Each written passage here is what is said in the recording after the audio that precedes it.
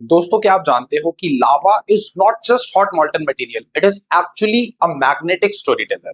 It records the earth's magnetic history like a time traveller.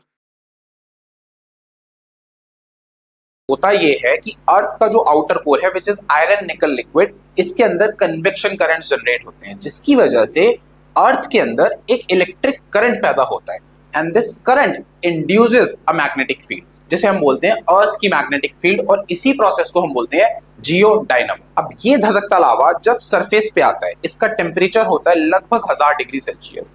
इसके अंदर abundance होती है मैग्नेटाइट मिनरल्स की, but these magnetite minerals at this point of temperature are non-magnetic। क्यों?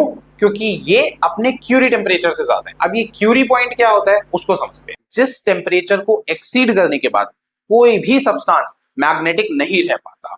क्यों नहीं रह पाता? क्योंकि थर्मल एनर्जी इतनी ज्यादा होती है कि जो मैग्नेटिक अलाइनमेंट है वो जम्बल्ड अप हो जाती है, और कोई भी substance can no longer be a magnet.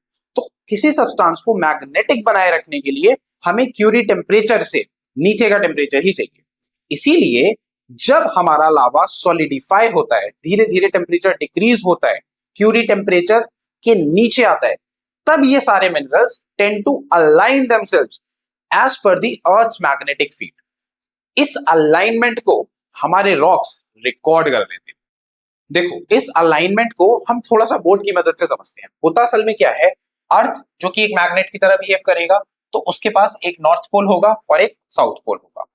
और जब हमारे ये मैग्नेटिक मिनरल्स सॉलिडिफाई होना स्टार्ट करेंगे, तो ये सब अपने आप को अलाइन करेंगे, जैसे कि एक मैग्नेटिक कंपास ने किया होता अगर मैंने उसको एक मैग्नेटिक फील्ड में रखा होता। So this magnetism is then stored into these rocks या फिर in these minerals। ये कौन से हैं? These are magnetite minerals। ठीक है, आयरन बियरिंग मिनरल्स। इस स्टोरेज को या फिर इस रिकॉर्ड को हम बोलते हैं थर्मो रेमनेंट मैग्नेटाइजेशन।